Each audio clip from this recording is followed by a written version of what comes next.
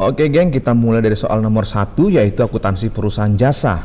Nah, pada tanggal 1 Januari 2013, total aset atau harta perusahaan X adalah Rp125.000 dan pada tanggal 31 Desember 2013 total asetnya atau harta perusahaan X tersebut meningkat menjadi Rp145.000. Nah, kemudian pada tanggal 1 Januari 2013 jumlah utang atau kewajiban perusahaan X adalah Rp110.000. Kemudian tanggal 31 Desember 2013 meningkat menjadi Rp115.000. Ya kan? Nah, apa yang terjadi dengan perubahan ekuitas pemegang saham untuk periode tahun 2013? Nah, perubahan ekuitas sama dengan perubahan modal. Nah, berarti kalau bunyi soal seperti ini, kita akan pakai persamaan dasar akuntansi. Harta sama dengan utang plus modal. Nah, kita akan bandingkan antara harta, utang, dan modal dari periode awal Januari dan akhir Desember di tahun 2013. Nah, 1 Januari katanya total hartanya adalah Rp125.000. Kemudian di tanggal 31 Desember meningkat menjadi Rp145.000, ya kan? Lalu modal atau kewajiban perusahaan X di awal Januari 2013 sebesar Rp110.000, ya kan? Kemudian meningkat di tanggal 31 Desember 2013 menjadi Rp115.000. Nah, secara otomatis dari sini bisa kita katakan atau kita simpulkan bahwasanya modal perusahaan X ini akan meningkat di akhir periode Desember 2013. Ya. Nah, untuk di awal Januari modalnya kalau kita hitung berarti harta sama dengan utang plus modal, maka modal adalah harta kurang utang, yaitu Rp15.000. Nah, sementara untuk di akhir Desember 2013 modalnya Rp30.000.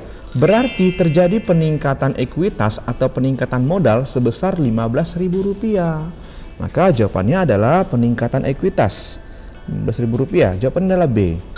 Nah, kan gampang. Oke, mari kita lanjut cek. Nah, soal yang kedua, pada tanggal 1 Oktober 2012 PT ABC membayar di muka 12 juta untuk 1 tahun asuransi.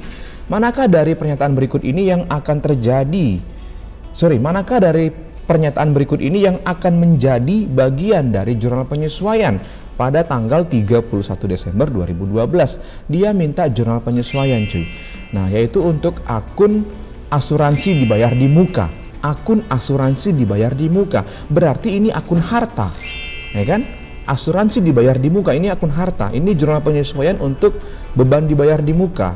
Akunnya akun asuransi dibayar di muka sebagai harta. Kalau harta catat yang terpakai, ya kan? Berarti jurnal penyesuaiannya beban asuransi di debit, asuransi dibayar di muka di kredit. Nah, sekarang kita akan hitung. Ya, karena kita akan ambil nilai yang terpakai. Nilai yang terpakai ya, mari kita hitung. 1 Oktober 2012 untuk 1 tahun, ya kan? Nah, 1 Oktober 2012 akan berakhir 1 Oktober 2013. Sementara di periode 2012 kita tutup buku di tahun 2012 yaitu di bulan Desember. Di tanggal 31 Desember 2012 kita tutup buku. Ya kan? Nah, kita tutup buku di tanggal 31 Desember 2012. Nah, jadi yang terpakai itu adalah dari 1 Oktober sampai dengan 31 Desember. Itulah nilai yang terpakai, yang dicatat sebagai harta. Nah, sudah dipakai dia. Nah, sebanyak berapa bulan kita hitung? Oktober, November, Desember. 3 bulan yang terpakai cuy. Nah, berarti sisanya 9 bulan lagi karena setahun, ya kan? Berarti nilai yang kita pakai karena akunnya akun harta adalah 3 bulan. Berarti 3/12 dikali 12 juta yaitu 3 juta. Maka beban asuransi di debit 3 juta, asuransi dibayar di muka di kredit 3 juta. Berarti jawabannya adalah A. Debit asuransi dibayar di muka untuk 3 juta. Salah. Asuransi dibayar di muka bukan di debit, di kredit. Debit asuransi dibayar di muka. Salah, di kredit. Debit biaya asuransi 3 juta. Biaya asuransi sama dengan beban asuransi. Yes, jawabannya adalah J. Nah, gampang kan? Oke, kita lanjutkan. Kita lanjutkan yang soal nomor 3. Aturan pencatatan yang tidak tepat adalah, nah berarti pilihan A, B, C, D, E, kita lihat yang mana pernyataan berikut ini yang tidak tepat. Mari kita lihat cek. Nah, jadi biar lebih membantu saya kasih nih mekanisme debit kreditnya ya. Nah, biar membantu kita cuy. Oke. Transaksi di sisi kredit menurunkan jumlah akun dividen. Nah, dividen itu merupakan pembagian laba atas kepemilikan saham ya, atas kepemilikan saham. Berarti dividen ini akan bertambah itu di debit dan akan berkurang di kredit cuy. Nah berarti pernyataannya ini benar. Berarti ini bukan jawaban karena yang diminta yang tidak tepat ya. Yang B, transaksi di sisi debit meningkatkan jumlah akun modal. Kita lihat apakah modal bertambah di debit. Salah cuy, modal bertambah di kredit. Maka pernyataan ini salah, tidak tepat, ya kan? Yang B adalah jawabannya kalau menurut saya. Yang C, transaksi di sisi kredit akan meningkatkan jumlah akun modal. Modal bertambah di kredit, yes. Transaksi, yang D, transaksi di sisi kredit meningkatkan jumlah akun pendapatan. Pendapatan bertambah di kredit, yes.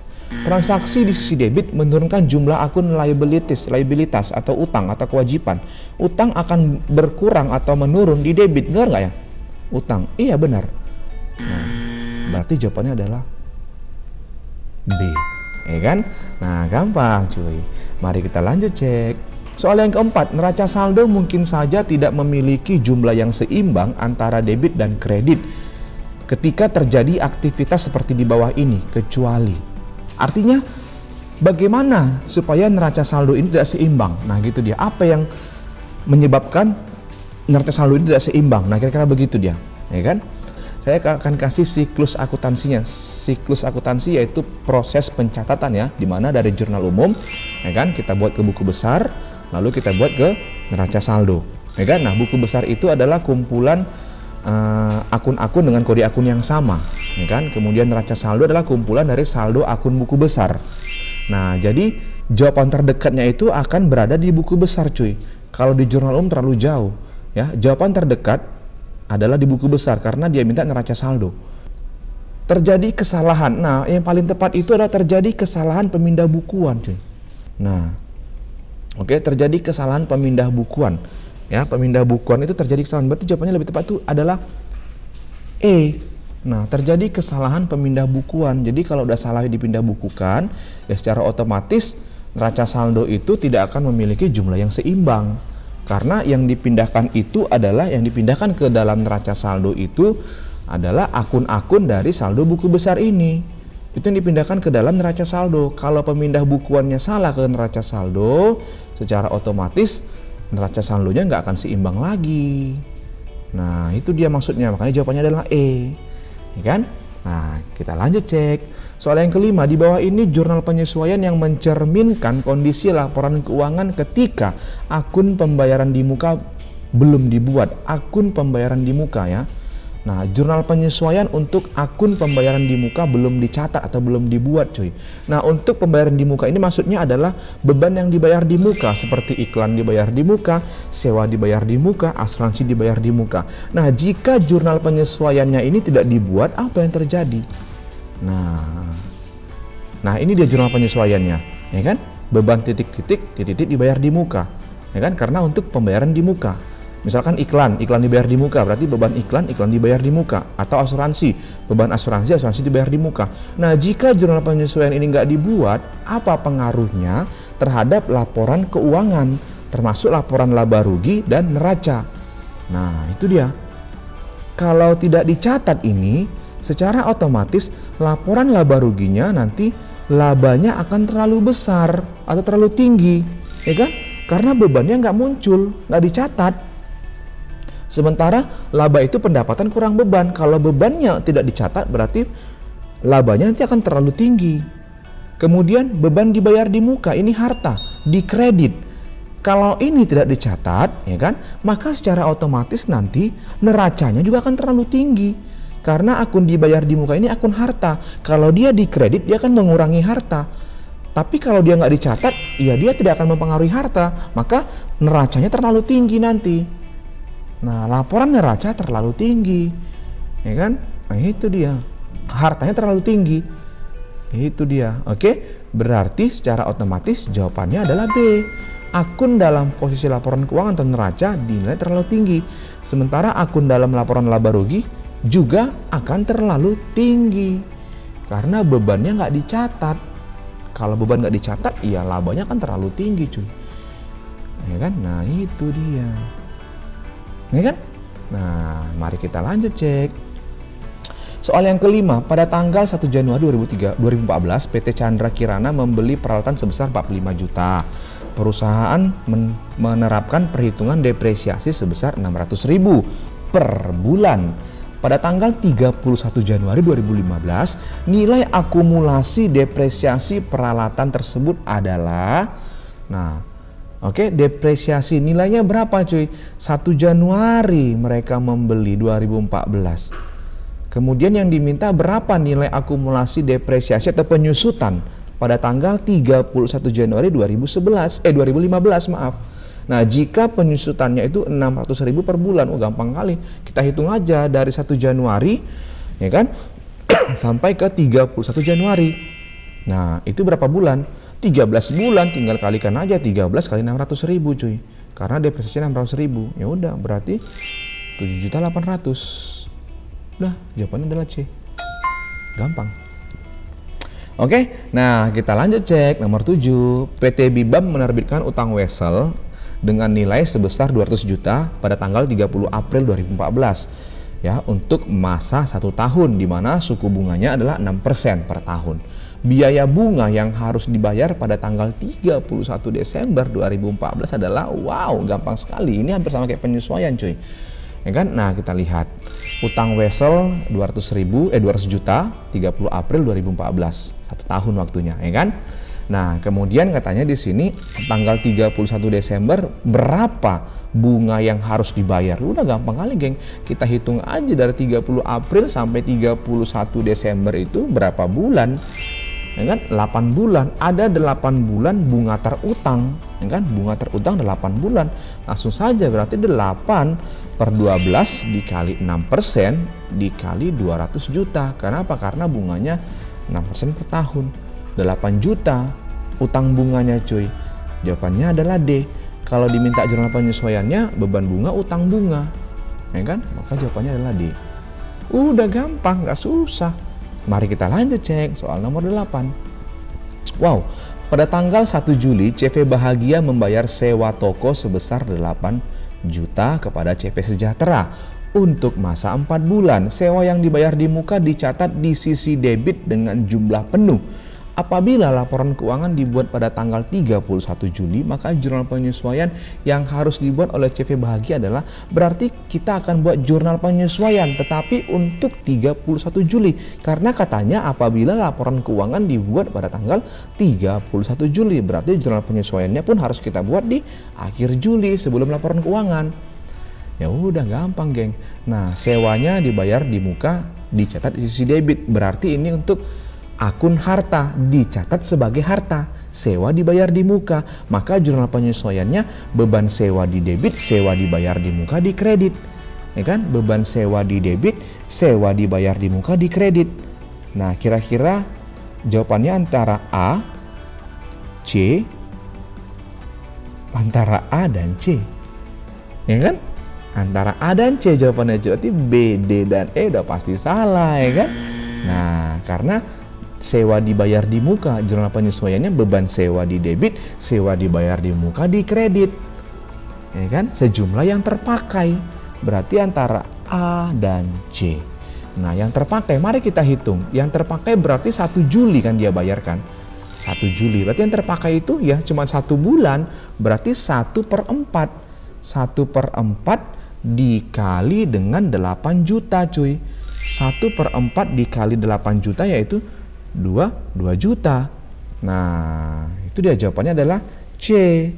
Nah, 1/4 dikali dengan 8 juta yaitu jawabannya adalah C. Gampang kan? Beban sewa di debit 2 juta, sewa dibayar di muka di kredit 2 juta. Nah, kan nggak susah. Oke? Nah, mari kita lanjut cek. Nomor 9, PT Surya Kencana membeli polis asuransi untuk 12 bulan pada tanggal 1 Maret 2014 sebesar 900.000.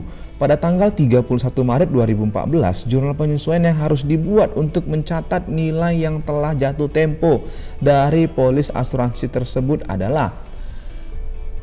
Nah, jurnal penyesuaian katanya yang dibuat, ya kan? Yang harus kita buat ya untuk nilai yang telah jatuh tempo. pada tanggal 31 Maret 2014. Ya sudah, berarti kan karena dia akunnya adalah akun harta, ya kan? Akun harta cuy. Asuransi dibayar di muka, berarti beban asuransi di debit, asuransi dibayar di muka di kredit. Ya kan? Nah, itu dulu jurnal penyesuaiannya. Ya kan? Yang telah jatuh tempo itu telah terpakai cuy. Nah, jatuh tempo udah habis waktunya gitu kan, gitu dia. Harusnya udah terpakai. Nah, itu dia. Berarti 1 Maret. Ya kan? Asuransinya yang diminta tanggal 31 Maret. Tanggal 1 Maret kita beli, tanggal 1 Maret kita beli 2014, diminta penyesuaian tanggal 31 Maret. Itu cuma 1 bulan cuy. Ya kan? Berarti 1 bulan. Ya kan?